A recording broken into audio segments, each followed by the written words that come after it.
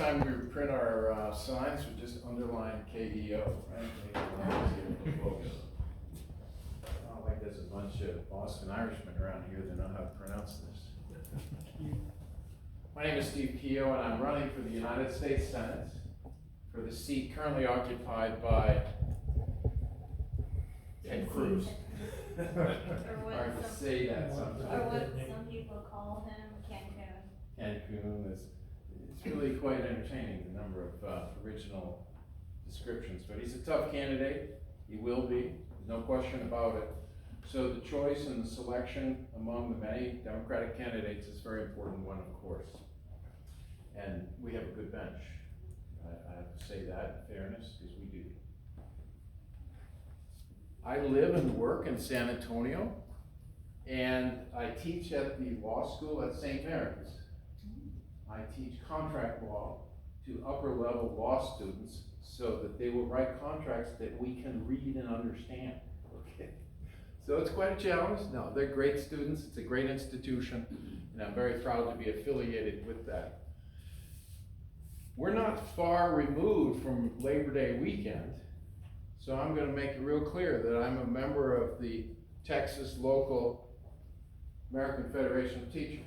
I am a union member.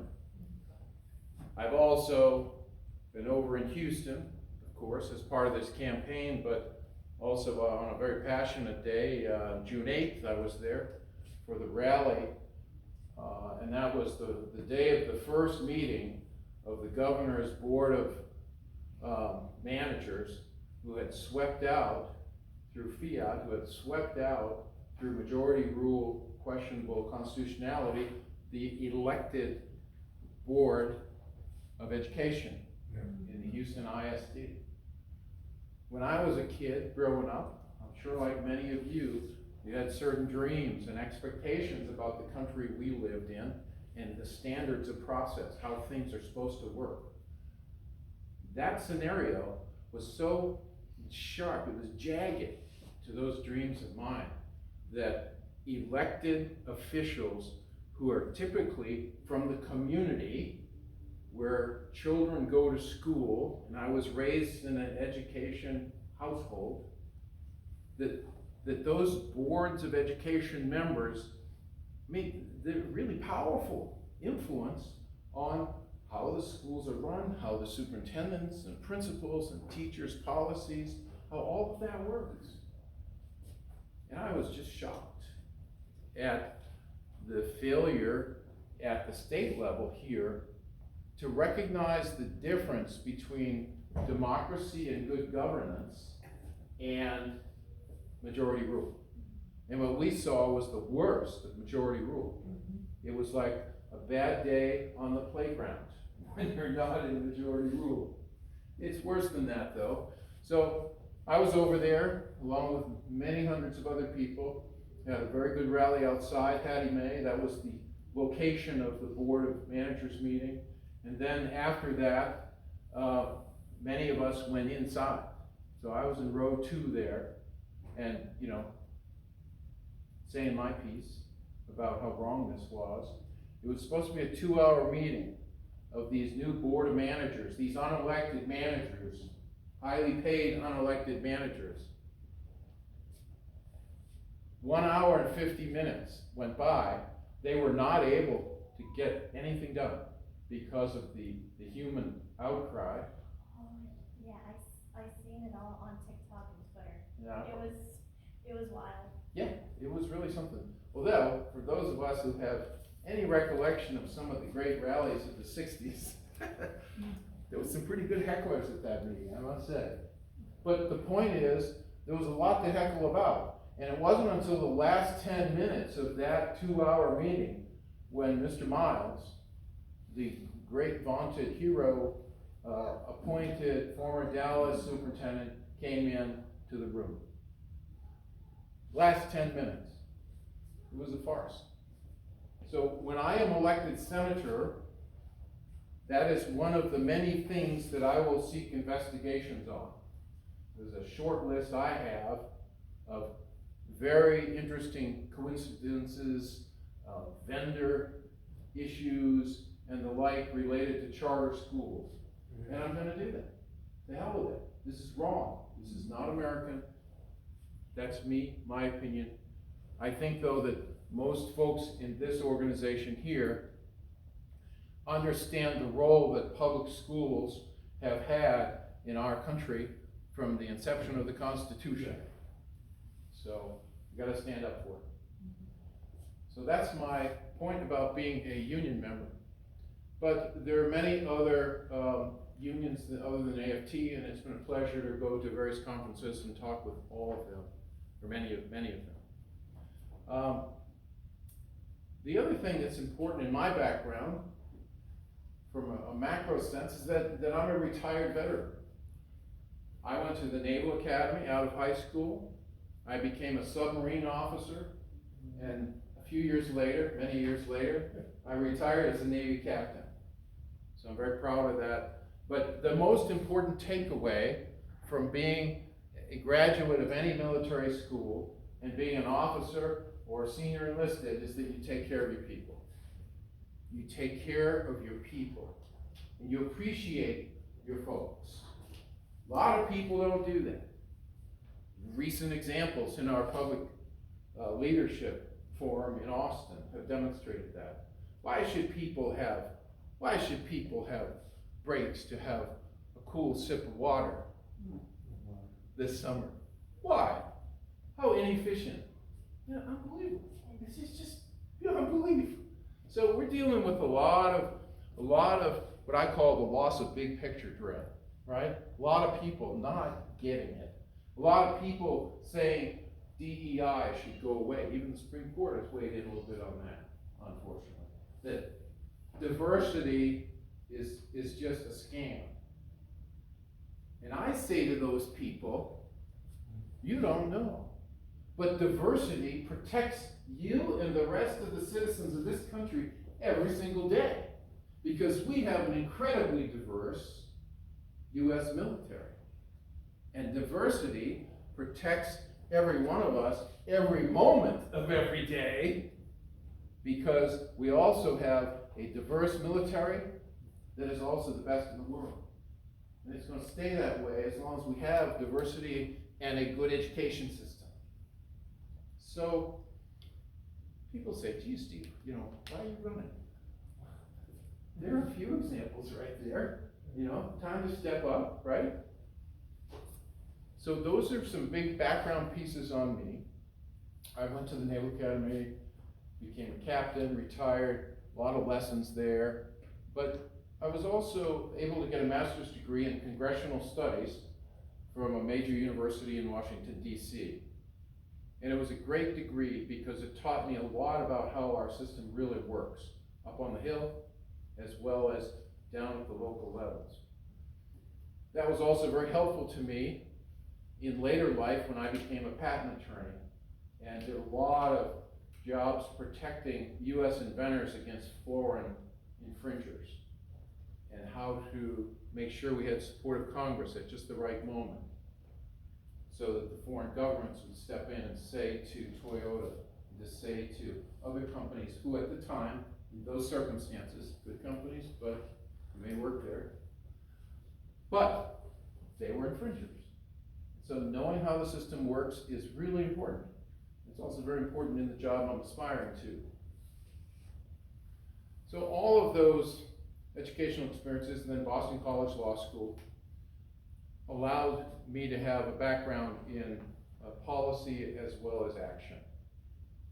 And when we're talking about distinctions in my background and my abilities that I will bring on day one to this job as your U.S. Senator, it includes a very, very important element of someone who understands and has been there on the front lines for foreign policy and national security issues. This coastline, which we're in the kind of about the center of, this coastline is the most strategic and valuable coastline probably in the world. You step back and look at what's here. You may not like everything that's here. You may not like the pellets in the bay. Who does? You may not like other things. There's a lot to like here. This is a phenomenal place. And we depend on international issues being handled properly by our senior government leaders in order for this to thrive and flourish and to have jobs for our people.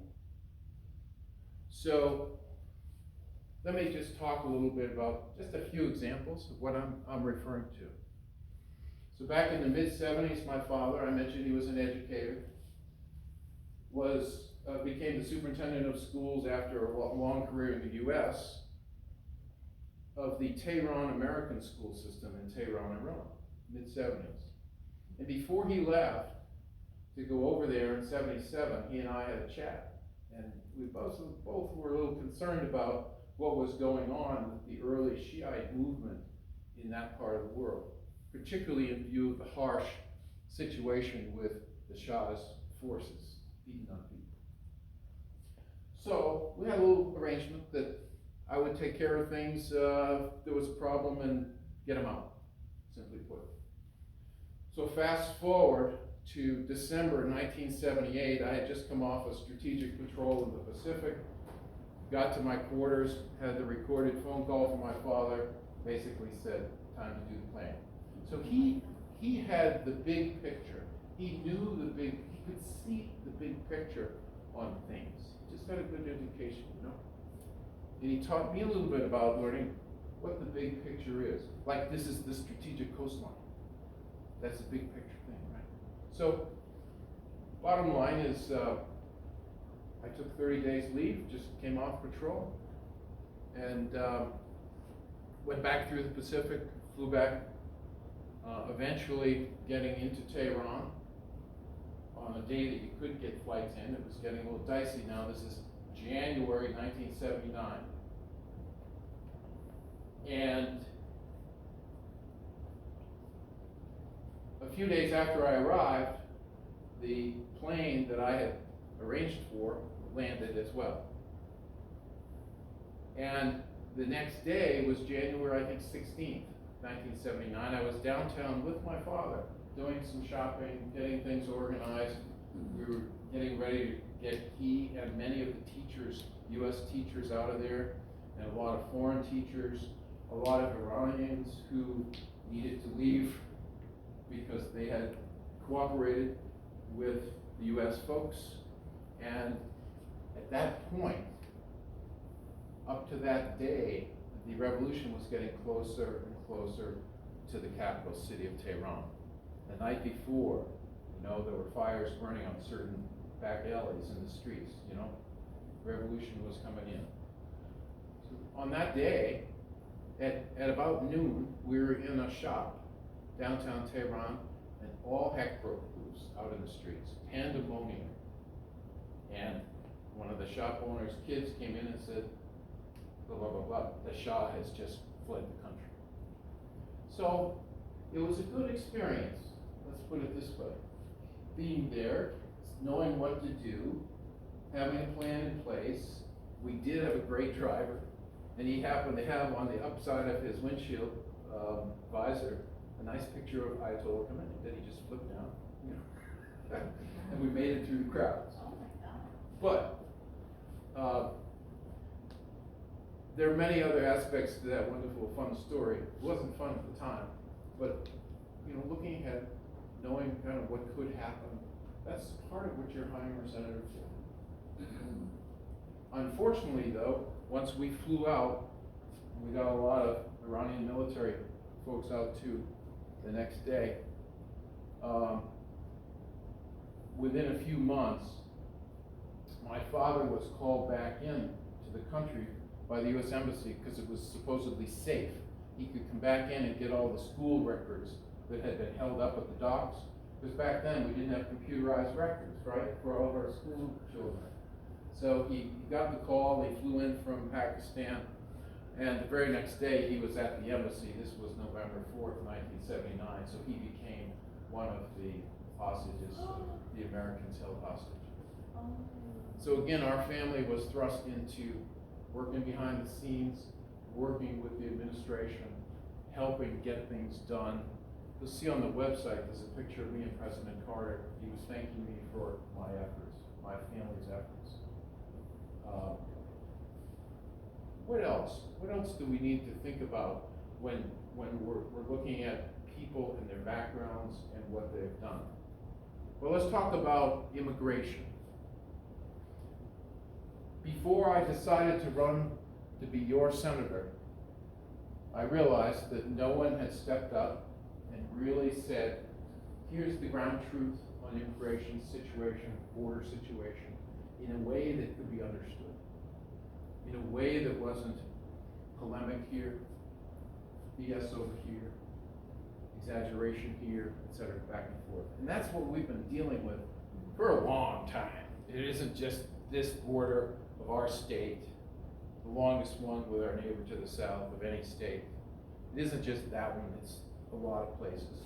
So immigration throughout our history has been challenging.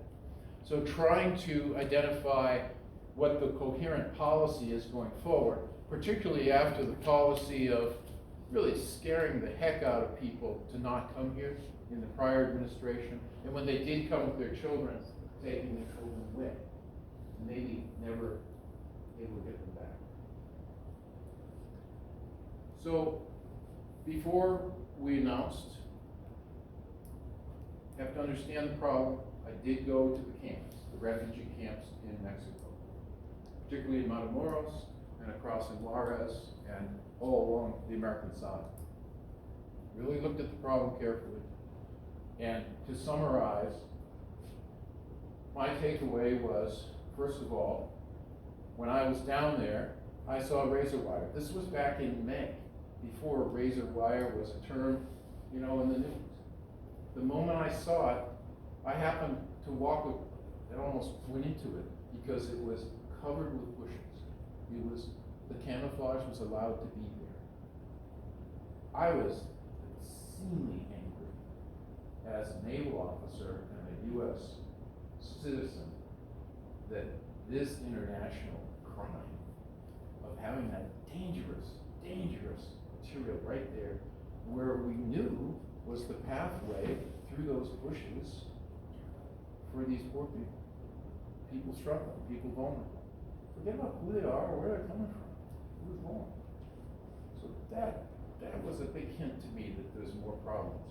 And then as I talked with the National Guardsmen that were along there, helping our very good Customs and Border Patrol people, superb heroes, I admire them, for the most part. But the National Guardsmen, they were from New Hampshire. They didn't know what state they were in practically. They didn't know. They had no authority to do anything. All they were doing, they were puppets as part of Operation Lone Star. They were political puppets. And they had a phone, so if they saw anybody, they would call it in. What century do we live in? What 21st century technology do we have? We need to have troops who are part of our National Guard, a very important part of our military branches, even at a state level. You don't want their morale going down. Well, let me tell you, their morale is bad because they're not doing anything. These are great people, trained, they're not doing anything. So that I saw. Number two, what is going on here? So bottom line is, in my launch speech, you'll find about 6 or 7 points that I've identified in the current policy that we can take action on and improve our overall policies and how they're being put in place very readily, without new legislation. It's just taking executive action to make things happen in a better way. And a lot of that is funding. So why are these camps? This is actually in Matamoros. This was a camp with mostly Venezuelan families and Ecuadorian families. Both countries I've been to. Both countries I've felt some measure of kindness to and from the people there. Well, I went there with a few of my folks to understand why they were there. Why? Why was this refugee camp of thousands of people, many of them little kids, Why were they there? Well, they were there fleeing failed states, okay, number one. And most of that failure came from two sources. Venezuela, their total reliance on oil and gas, particularly oil, and then the price. The market dropped. And their socialist policies on economies didn't hold up. Once they lost that bonus money from all the oil revenues that they had monopolized. That eventually became the failed state of Chavez and his successors. So they were fleeing that because every week, darn near every family was telling me versions of this story. Every week, the extortionists would come around. You didn't know who they really represented, but you earned $100, $200 last week, then I think $150 should be paid to us. That's the equivalent of what they were saying. It was unbelievable. It was almost as if they wanted to lose their customers because they were driving them away. And that's what a lot of these people were fleeing through horrible situations with their families. The other one, of course, were just the drug hustlers, the drug gangs. So Ecuador, for example, beautiful, beautiful country. Home of the Galapagos Islands, right? Way out there. But they're in a pincer between Colombia in the north and the southern countries where the growers were. They didn't have big fields in Ecuador, but they were in the pathway. They were in the way. So that's what's happened in Ecuador, putting it simply, okay? So mostly cocaine. And some cartel bigwigs from Mexico are reported to be there as well. So it's just gone to haywire. But you still have to admire, they're trying hard with their democracy, right? They're trying hard. But that's why the people were here. But wait a minute, that's why they came here. Why are they still in these camps? Because we didn't have the resources going in to get the reviewers and the people checking people through at the bridges, at the entry points, which is 98% of the people crossing come through legally, through the right locations. Well, we haven't staffed it enough. We just didn't have enough people and locations doing it. That's in my recommendations. This is the approach that I will take for you as your senator. Thoughtful, get input from the right people, and then take that input again to other people, find out what's the ground truth, and try really hard to do it the old-fashioned way, where we were all trying to make things better. We were really genuinely trying to improve. We weren't taking time out of our paid Senate days to be on podcasts attacking vulnerable people, attacking the most vulnerable people. Let's go after them. The hell? I'm sorry. What is wrong? It's lost the big picture. Well, that's immigration. That's how I approach it. That's how I will approach it. Thoughtful, try and gain collaboration where we can. And I think a lot of the members in the House, there's a lot of collaboration potential there here in this state. It may not be public. They may not want it to, their collaboration to be public on all issues. But incremental change is still change. Sometimes it has to be that way, right? Now this issue has become so polemical, so extremist driven, that we forget about the great majority of folks who are good folks, who deserve to be here. Not, of course, everyone who crosses the bridge doesn't stay. A lot of good people, and can help a lot for a lot of industries for us, as well as good neighbors.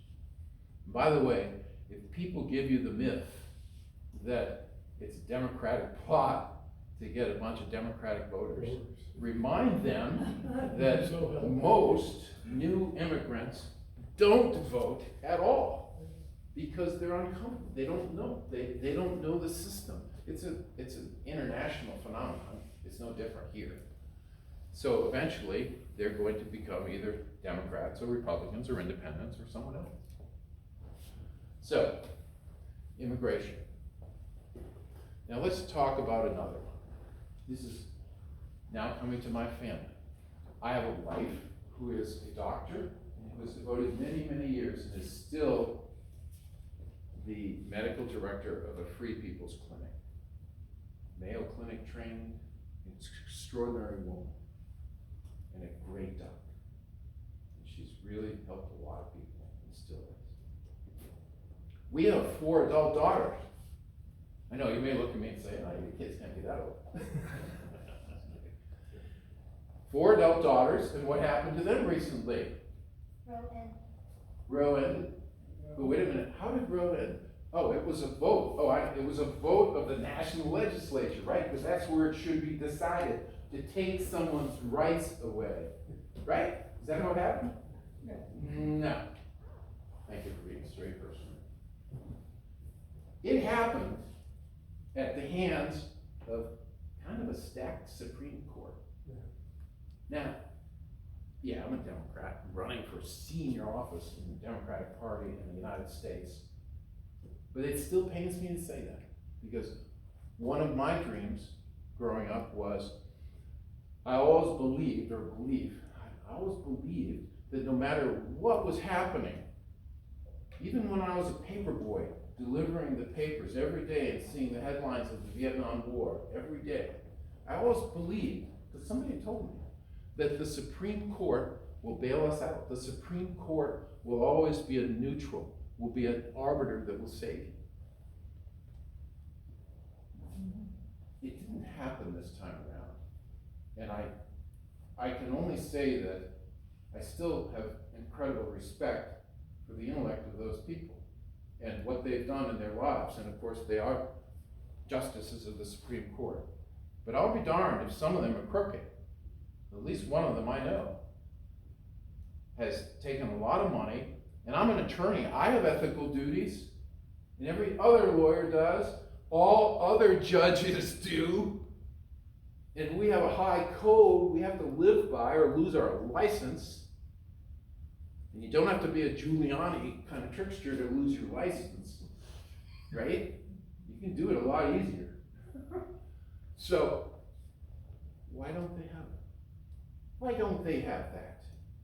Shame on them. Well, once again, we should have known this could have been done so easily, because we have the Senate Judiciary Committee, who is, well, Ted's on that, who is responsible for engaging on these issues, working it out with the Chief Justice as the rep for the court, and coming up with an ethical standard that's somewhat similar to all the federal judges and all the lawyers and many other members of the law enforcement agencies and other wonderful professions in the United States. They didn't do it. They didn't do it. And Ted's on that committee. He was part of that. He knows more about the Supreme Court than most people. He's practiced in front of it. Oh, he's a smart guy, but he did not have the will to do the right thing. And so, my 4 adult daughters do not have basic rights of the same caliber at all that their predecessors did in other generations. Which brings me to health care. Abortion is health care. Most women will tell you that. Most men understand that. It doesn't mean it's something they always want, but I won't get into that. What I'm just going to say is, as your senator, healthcare decisions are between the patient and the healthcare provider, period. And that includes the right to say, as a woman, I would like to have an abortion and not be ostracized, criminalized, deported from your state of residence, or otherwise hurt, Taliban style, in this country. So that will be a piece of legislation I go for early. That is, we will construct something that says the relationship, once again, very much like in my faith, Catholics, a priest and a parishioner. Yeah, oh, there's exceptions for this. No, not really, you know, right? So should be an inviolate relationship. It was in the past, and it should continue to be. And the decision on that particular procedure is for the women to decide. It is their choice, it was their right that was taken away improperly, and it should, if it's gonna change ever again, it should be at the national legislature, okay? That's where it should happen, it's my opinion. But I think it's pretty close to the opinion of a pretty strong majority of people in this country. So we need to do something about that, not be afraid of it, just deal with it. By the way, that primacy of the relationship, that sanctity of the relationship between our healthcare providers, our doctors, primarily, and us, that affects others too. It affects our allies, the LGBTQIA communities. You know, and healthcare for, let's say, a trans youth includes mental health care that they're getting denied. I remember earlier this year when Paxton, the son of a gun, hard to not say it in a nasty way, when Paxton, the AG, and what was our federal senator doing at that press conference? Cruz was sitting there right beside him, old pals and cronies, going after healthcare systems in this state with the force of the Attorney General's office and shutting down mental health care. I'm not talking sexual transition procedures, anything like that, with mental health care procedures for trans youth, even with parental consent. No. Well, who gives them the right to make decisions like that? That's what I say. And why the heck was our federal senator involved in that? Why was he sitting there? Because he has a flaw. His flaw is to go after vulnerable people. And I've seen it. You've seen it. You can smell a bully in a barnyard pretty far away. Schoolyards too. But the point is, why? Loss of big picture. So we have to, keep our eyes on the ball. We have to make sure that as we move forward, we're identifying and taking away some of the GOP issues, okay? And my platform does. I'm not afraid of that. And if we stick to why we're doing things and not get distracted by extreme arguments being thrown at us from any source, and stick with it, we can restore what this state and this nation is about. Because let's face it, if we do it here in this state, we have enough, throwaway here to make it work. By the way, it was fun to be back here today, down here. I've been through here only once, really, in any meaningful way. But the Civil War torpedo works down here on the waterfront was fun for me to go visit and finally read the plaque. Because for those of you who may not be aware, torpedoes is what the name was for mines, like mines that are just anchored there, right? And so they were made down here with very innovative, now patent attorney, see, pride, a very innovative Confederate engineer. And the mines that were created and developed down here on the waterfront by your main park actually were used by the Confederacy throughout the South, along the rivers. So historically, it was very interesting. And so that was interesting to see. And also, for a long time, I wanted to go over across the bridge. I wanted to see the Formosa plastics facility up close. I am, you would say, because of my background as a patent attorney, I've been very involved in industry and business throughout my career. But I also like birds. I'm a big birder. And I like people, so there's something incompatible with plastic pellets in Lavaca Bay. and its environs, particularly after a company has said, no, we're gonna stop that. And paid a small amount to demonstrate their sincerity, and then didn't do it. Didn't do it. Okay? We have the same problem further down the road with some of the activities down in the Brownsville area.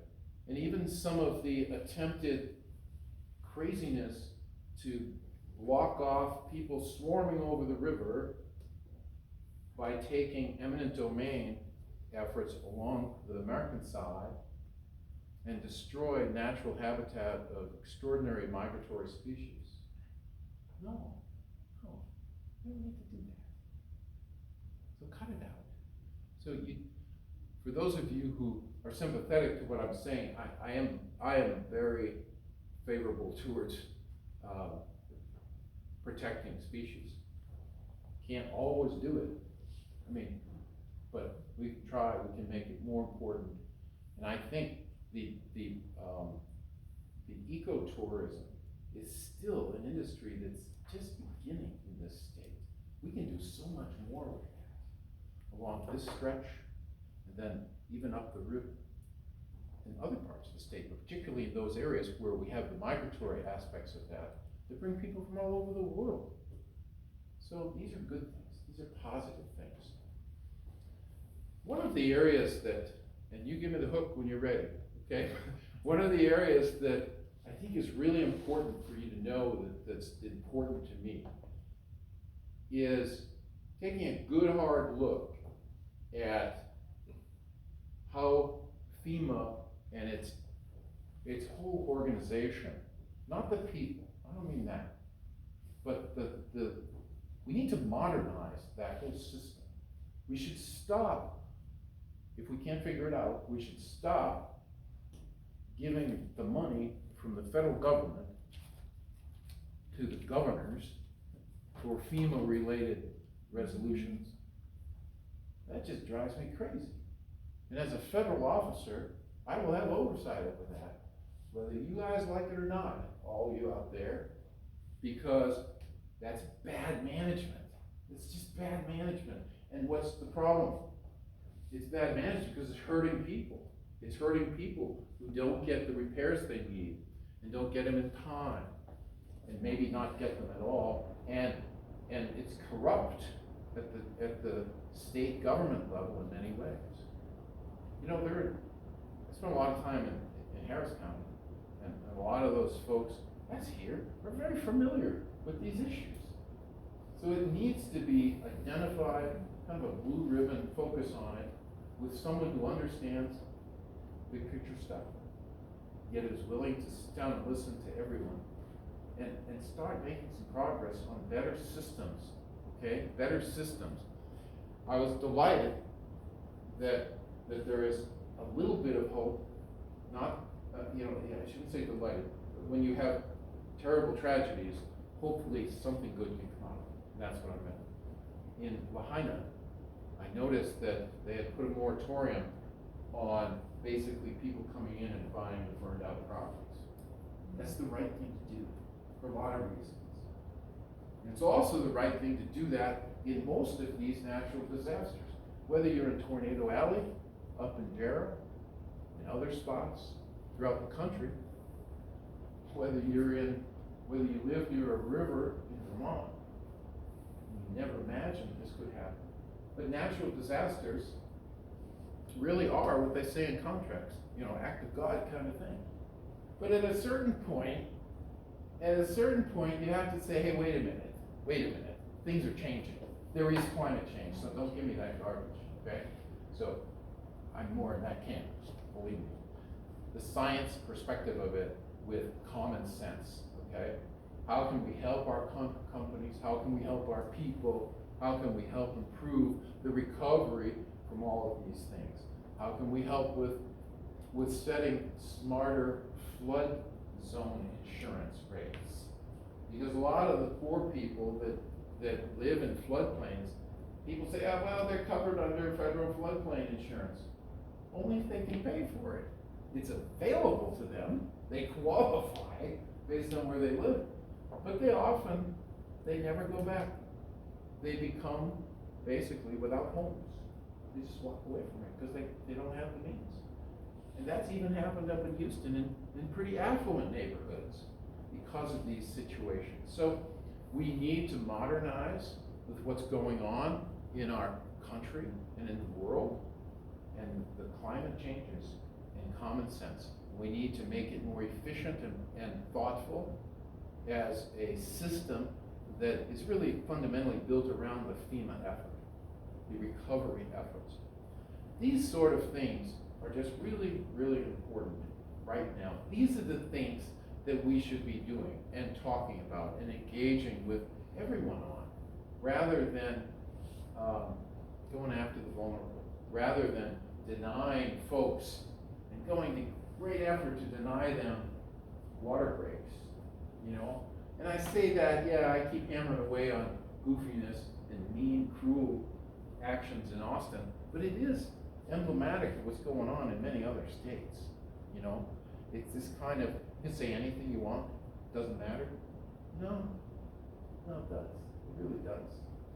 And if we don't take care of our people, if people don't understand the equal rights of everyone on many issues, then we're doomed. But it's us, it's the leadership in the Democratic clubs in this state that I am appealing to for your support. That is our strategy, by the way. It's on tape. There you go, you have it. Democratic clubs, county Democratic clubs, local Democratic clubs. We are the activists. You are the people who, instead of watching TV, playing in a chess club, doing anything you do to relax, you came here. I'm appealing to you, the activists in our party, to be the leaders, to help get out the vote. Over in Victoria, he's trying to get a lot of new processes like this going where they haven't been in place. But just because that's Victoria and they haven't done it, guess what? There are precincts here too, right? So anything we can do to upgrade your van, so your registration list, as we get ours rolling at the statewide level, we will do that. We will share whatever we know with Democratic clubs. That's our policy. We're going to do that in this campaign. It hasn't always been that way. I think you know that. I was at the most recent state Democratic Executive Committee meeting up in Fort Worth 2 weekends ago, and I stayed for the whole event. Why would you not? Wait to stay for the whole event. You learn a few things, which I did. It was nice. I knew a lot of the people because I've been going to the Democratic county meetings and local meetings. But one of the national committee members, elected at-large national committee woman, stood up at the end and kind of shocked me. And she said, all of you need to look over here at Mr. Keough, who is the first U.S. Senate candidate to sit through one of these in my memory. And I thought, is she something here? You know, what's this? No, I didn't think that at all. I was shocked, but appreciative. But the point is, that's what we're doing. We are working through the system, with the system, and for all the people. And you can do the same, okay? And we will keep working together and keep pounding on all cylinders here on good issues, on solid reasons to have debate, solid reasons to fight back. That is our strategy. You will see when the money numbers get published in October, we probably won't be up there at the same level. But I challenge anyone to think of a better way than the grassroots effort that we are doing. Because when I came onto a ship as a naval officer, I interviewed all the troops, one-on-one. If you don't know your people, you ain't worth the time. And when it really matters, you need your help, you need your workers, you need your block walkers. bear with me, I'm gonna tell another story about my experience doing block walking, just to give you a little bit more.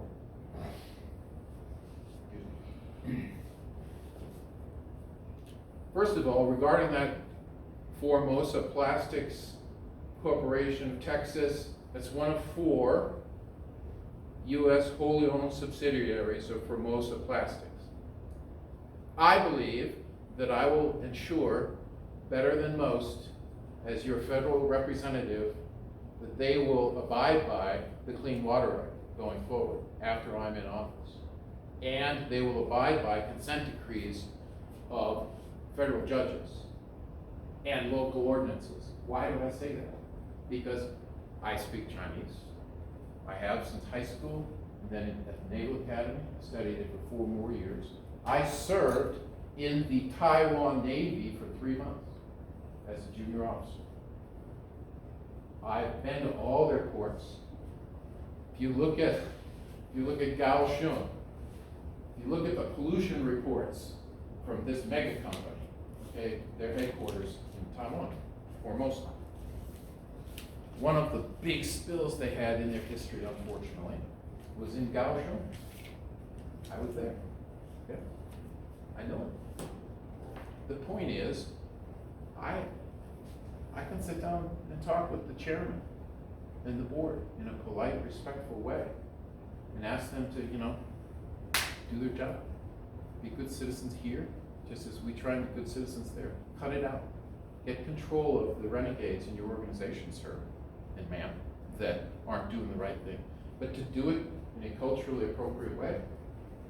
And maybe throw in a few words in Chinese, okay? Like, we know what's going on here, guys, all right? So let's work together. We want to be good citizens. I'm sorry, did somebody say something? 这很好。 Oh, 谢谢你. So, this story about block walking. When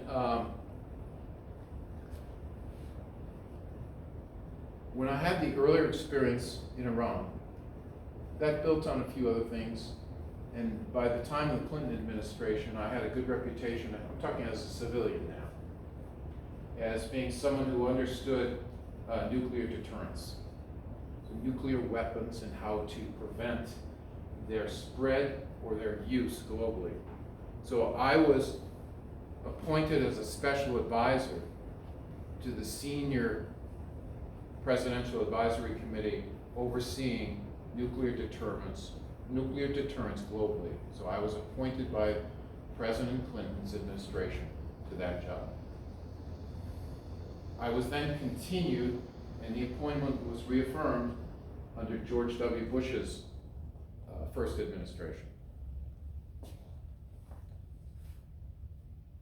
So I've been around.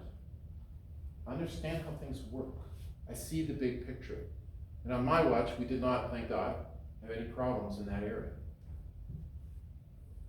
I then became too busy to continue in that position as a civilian because within 2 weeks after 9/11, which was a different type of casualty, outside my area of expertise, I was transferred as a reserve officer to an active duty job, responsible for supporting some of the submarine force out in the Western Pacific.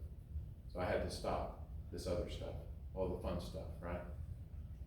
But look, you don't want a manager in your factory who hasn't done the basic jobs. You don't want a bishop in your church who hasn't been a shepherd to the people in a parish or in other locations, maybe in the field. You don't want a farmer who's never milked a cow or been on a roundup in charge of your food source, It's about experience, getting out there, having a good focus, and being fortunate enough to be brought up by good people around you who gave you good guidance, and for me, sometimes stern guidance, until I finally got it, right? But look, that's what we're talking about. And I really look forward to helping you through using my experience. So back to the final story. Block walking. Before I was assigned to that position by the Clinton administration for global nuclear deterrence, earlier that decade, I served as a pro-democracy block walker right after the wall fell, and the Berlin Wall. And we had people in former Soviet Union republics, which were now new countries, who were out there with legal experience and some form of savoir-faire. You kind of knew what was going on, but you had to be willing to sign your life away. It's like going into the DMZ, you had to sign it away. So I did pro-democracy work on the ground in Russia, in Kazakhstan, in Uzbekistan, and Kyrgyzstan. Many of the stands. And that was about advising the people on the ground how to create better constitutions in favor of people's rights. So I worked with the legislators in those states, those newly formed countries, states. I worked with the president of those countries from time to time in helping them move away from socialism and support their legislators in allowing these experiments to happen. And many of them did go well. Some of them did not. I had a few rough days there, let me tell you. I still have a few scars on my shoulder from one of those days. So when people say to me, hey, have you ever done block walking? I have to chuckle, and I don't tell them the whole story. But I said, yeah, that's here. But that's what we're talking about. If you want somebody who knows how to fight for democracy and who has fought for democracy, not just as a naval officer, but as a civilian, here and abroad, keep me in mind. KeoughForSenate.com. That's our website. It's right here at the bottom, KeoughForSenate.com. And on there are donation sites where you can support us financially. And not my favorite line, but we need that support. We really need that support to be able to get the messaging out and to help me get around everybody.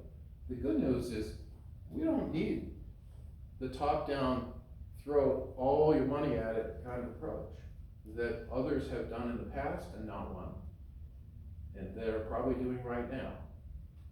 Somebody's going to win, we don't know. But that's not our strategy. Our strategy is go get the votes, talk with people, be engaged. But it does take funds. And when we get into the general election, it'll be a different game. A lot of funds will come from all around the country in a major way, including here, for the big battle. But right now, I really would appreciate your support. I very much appreciated your kind attention tonight. But I think it's important that you understand who you're voting for and who you have a choice to vote for, all right, and why.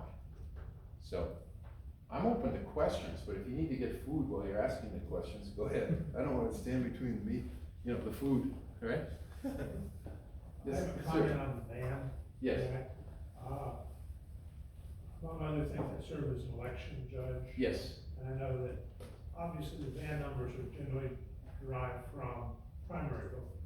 So the van is the electronic system that, excuse me for interrupting, but so the van is the electronic system that lists voters at locations and how they voted and what disposition they are, right? Fair enough? Right. Okay. What was very deceptive in the last governor's race was most of the Democrats that I know asked for Republican ballots to obviously weaken the votes on the Republican candidates. So they would ask actually vote for the least likely to. Kind of an odd strategy, but It's an but odd it's an strategy. interesting thing, interesting observation that you saw that. A lot of things that I noticed, Yeah. I know a lot of the Democrats, Mhm. you know, on a primary election, you have to ask them which ballot they want. Yes. So if a good Democratic friend asks for a Republican ballot, I know what she's doing with it. Yeah, hopefully, yeah. No, sometimes you have to. Petty. That's petty. Well, you know, but that's it. You need to have, we hopefully will have a strong slate, okay? And as I mentioned earlier, on the slate that I'm leading, we will take away GOP issues. We'll take guns off the table. We have really strong, sensible approach on the gun issue, responsible gun owners, Well, and I think dealing with that's what killed me, extremists, though. these sort of, it is, it's exactly what it was. When he said he was gonna take guns away. It was Yeah, just, that was you know, it was unfortunate, let's say that. We're not doing that. We're gonna try and prevent people who shouldn't have them for legitimate, well-documented reasons. And if you're not old enough maybe to rent a car, 25, then why is it okay to have a weapon of war? I'll tell you, there's no veteran and there's no responsible gun owner of any background politically who wants to be around someone who is a young man, particularly, who has no training and who has a weapon of war that can shoot a lot of rounds. I don't want to be in the same county with that person. No one does, okay? So let's just deal with it, all right? Now, there are exceptions for ranchers and those sort of things. Still, we're talking about gun purchasing, right? Well, there should be an older person who would be in charge of that, right? That's okay. So, having a good ticket is critical, absolutely critical to that issue. Right. Yeah.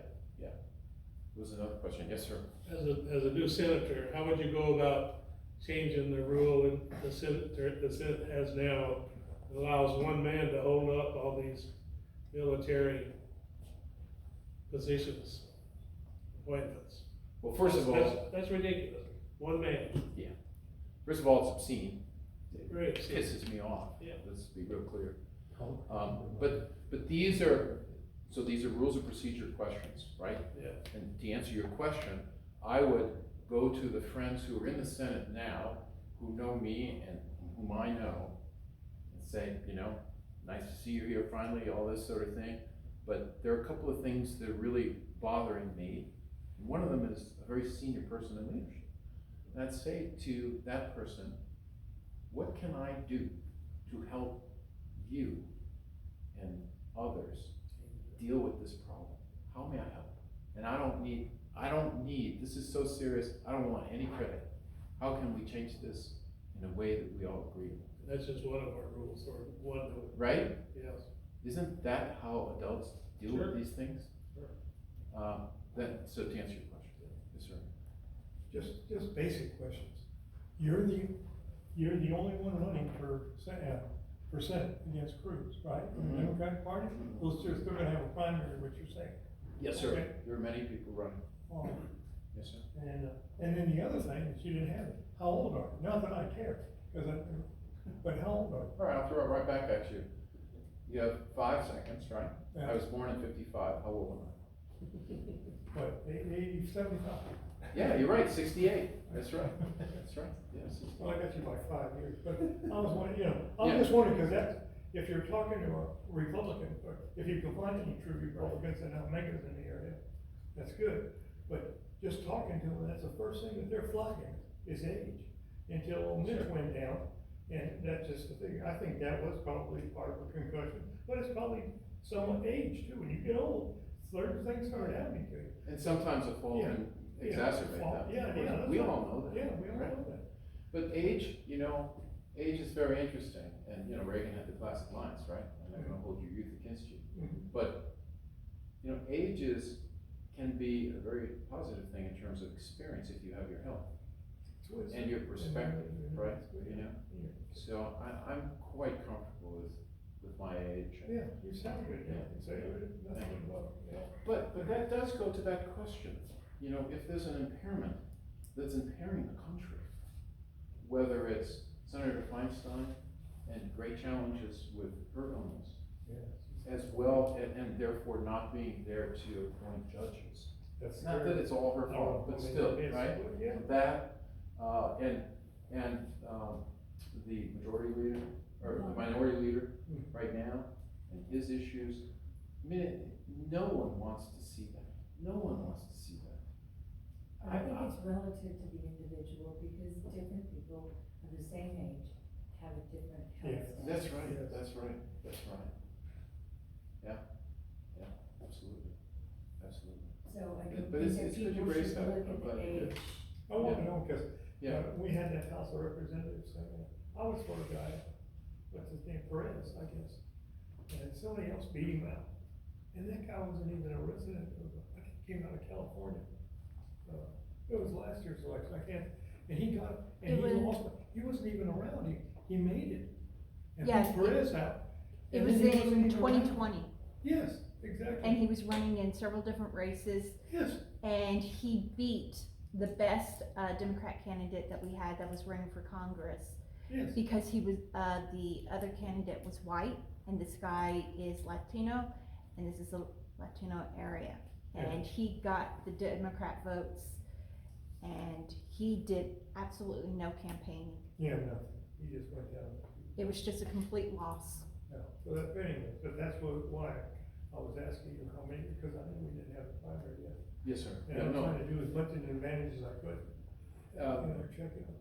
The first thing I said today, it could have just been a silly preamble, but I did say that we have a good bench, and we have a good bunch of people running. Yes. And what I meant was for this seat. Okay, good. And some of us have already been debating in gentle debates, or panels where we're comparing, standing up and comparing. And that's happening. It's already happened, more than a year away from the vote, but still within a year of the primary. So the primary will take place in March. And if there's not a majority winner, like a 50% plus winner, then the top two will then be in a runoff in May, early May. Okay. Good.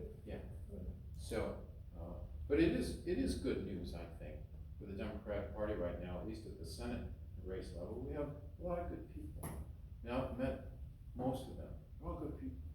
All different stories, though. Come at it differently. But they're all good folks. Yeah, it's a very positive thing. Yeah. Other questions? Yes, ma'am. I got 2 questions. Yes. What is your name? Nancy? Hi, Nancy. Sorry, and yours too. I didn't ask earlier. Pat, Go ahead. So I have 2 questions. First one, as senator, is there any ways to try to change up one of the rules in FEMA to declare a massive heat wave, like a disaster or something? Because this past summer, it was just hot as hell. That's a great question, Nancy. Don't forget your other one while I answer this one, okay? So, yeah, that's something that really is very much at the top of my mind, because there's arguments right now, and you've probably heard reports about this, that heat per se, heat or heat waves is not in the legislation as it currently stands, or in the statutes, supposedly. Other effects may be driven by heat, could be in there. So it really is a gap. And I think that's a great example of why we need to modernize some of these areas. And that is absolutely on the table for me. That's one of the designated areas to engage on. Because whether it's heat, could also be extreme cold. So temperature extremes that are statistically, out of line or different or attributable to climate change patterns, that should all be in there. That should all be in there. When I came out of, I know this is trivial compared to your question, but when I came out of that state Democratic Executive Committee meeting in Fort Worth 2 Sundays ago, got in my car that was in the parking lot. The inside temp was 122. Oh, yeah. Jeez. 110. So, but more practically, absolutely is the answer. What's your second question? Since you have been a witness in history, Yes. Yeah. as senator, where would you stand on the, issue that's going on with Ukraine, because Russia is still attacking Ukraine, still being a bully, still being a thug, and, cause, Cancun isn't doing anything, he's just running his mouth, Correct. so where? Well, with regard to the main question about Putin, I knew Putin was gonna do that. Remember where I did my block walking 20 years? I knew he was gonna attack. Remember, he attacked in 2014. I was running a company at the time, and we were on the verge of having a wonderful new pharmaceutical product be distributed nationally, okay? But our logistics system was being headed up by a former Johnson & Johnson executive. She was fabulous, fabulous in her job for logistics and distribution. But when that first invasion of Crimea occurred, she had family there, and she had to bug out and go help the family. And that really hurt us. So for some unusual reason, I remember that moment when that happened. So in recent times, I knew Putin was going to invade. I just knew it, and so, by the way, Jim Stavridis, Admiral Stavridis, who you see on MSNBC, he was one class ahead of me at the Naval Academy. So we had good chats, and I was on his Foreign Affairs Council and all this stuff. I haven't talked to him for a long time, but he's kind of interesting. He reminded me because he's an expert on Europe, right? But Putin was definitely going to do it. There was no question in my mind. And so how would I know that? Well, a lot of years of learning and teaching about that subject. In fact, the first submarine I served on as an ensign, we had college education programs that the officers gave, and the people who took those classes, mostly enlisted men, in my case it was just men because of submarines, they got college credits. And the course I taught, believe it or not, the U.S. nuclear submarine, the USS Sam Houston, by the way, was theory and practice of communism. And that didn't hurt that commanding officer at all. He became the vice chief of naval operations later in his career. So it's about improving our people. But my point, though, is I understood the background of Putin. I've been in a country where people I worked with knew Putin, okay, his rise, and they were watching him. He's gonna do it. So it's the same reason why I keep an eye on things, on what's going on in the strategic rocket forces, senior leadership in China. I just keep an eye on it. You just never know what you know about people and that you've run across when you're at that level of seniority in life and in government. And continue to engage and watch for problems and weaknesses. But I knew he was going to do it. But I don't think that answered your question. Your question again was, what would we do in the future, or? What are you gonna do as senator, cause? Regarding the problem we're in? Yeah. Okay. Yeah, cause you got yeah. some senators on both of the aisle, Dems and GOP, that do support, the help for Ukraine, and then there's just those few GOPs that just runs their mouths. And some GOP leadership in the presidential candidates.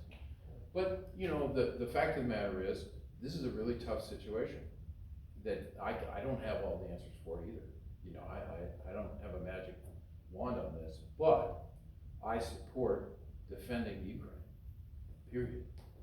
And it should be a collective defense, as we have done it, as President Biden has made sure it is that, and many other good people. Macron was one of them. He was there, he stood up, just like he stood up when Trump was trying to destroy NATO.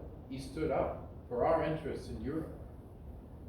I even sent him a letter once, told him that. He sent a nice letter back, thank you. Wow.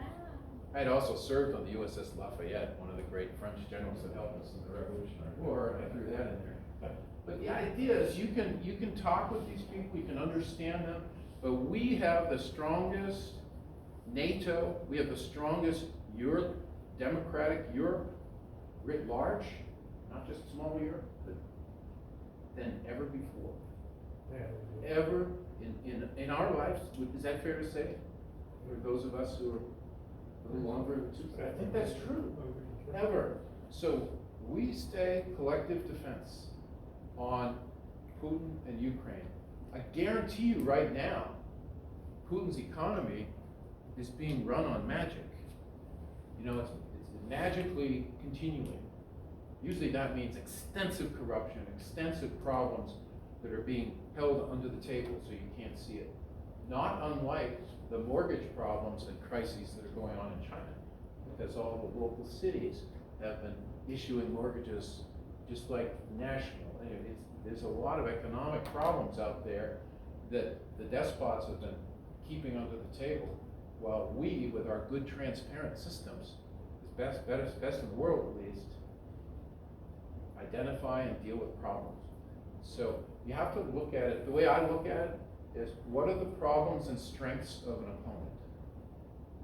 And so that's why I think we just have to keep the pressure on, support good people, support people who are fighting for democracy too, in their own lands. That's a pretty good bet. It's a pretty good bet. You back them.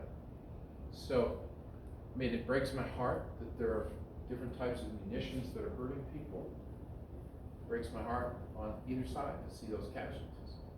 The fact is, until the management, that is Putin and his government, back the heck off and engage in and offer up the people to the war crimes tribunals from the beginning of the war. Until that happens, we're not done with cleaning that up. But it's going to take a while. I pray it will be sooner. But from my perspective, we have to support our allies, we have to support our European allies, and we have to support Ukraine. That's how I feel. And I think it's the right thing. Even though there's going to be a lot of pressure. It doesn't mean we don't have some good investigations at a level of GAO and chief auditors in some of the big defense areas in the DoD. Because with programs of this size, billions and billions going out the door to foreign military sales, which is what it really is, it's corruption. It just always is. Either intentionally or, well, that's corruption, or there's big mistakes happening. So I think we always need to have that accordion effect of having better regulation, better management and oversight of programs of this size and magnitude. It's the same in any government, any organization for that matter. Did I get both your questions? Great questions, Nancy. Did you have a question too, Ren? You mentioned the razor wire protected water. Yes. This is not just a state issue, it's a federal issue. And how is that even legal? How is Abbott not in trouble for this, besides being told by the government, no, you can't do that? People are dying. Okay, start at the beginning to your question. It is an international criminal act. I have had surveillance units that I've commanded overseas. We would typically go to a choke point near a peninsula where the fleet would be coming through, our fleet, and our job was to scour the undersea area to make sure there weren't any mini submarines. So in other words, we're talking about Korea. Okay. So we were very careful that the perimeter around our little makeshift area had the legal type of wire, barbed wire. Barbed wire is okay, just like on farms and ranches. But wire that has built-in shards that are literally razors, very narrowly spaced, that's razor wire. So when I saw that, I knew it was not just illegal under our operational forces, but it was illegal international. So international is the answer. The next question then is, well, national in. You're right. The next question is, who's going to stop him? Well, I don't know. Normally in our system, it requires either the Department of Justice on behalf of an international tribunal to start an action, but he would claim sovereign kind of protection, he's protecting the state, even though those claims are falling on kind of deaf ears a little bit in terms of the strength of the argument at the federal courts. But the other way is to have individuals who are harmed by that file lawsuits. And I don't know if that's been done. And the sad thing about that is you're putting the burden on the victim, you know, particularly vulnerable victims with no money.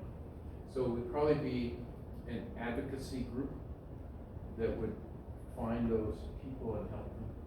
But in the end, let's vote the bastard out of office. You get that?